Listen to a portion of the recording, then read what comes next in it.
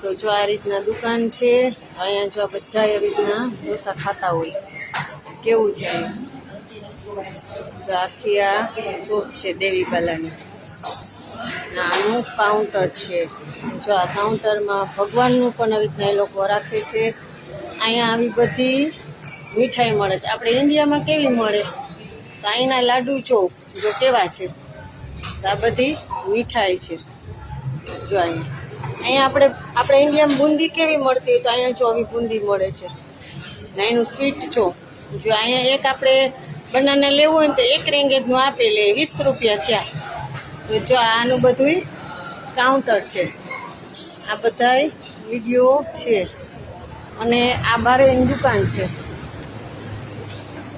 તો જો અહીંયા આવી રીતના સમોસા મળે, પછી ઘૂઘરા મળતા હોય.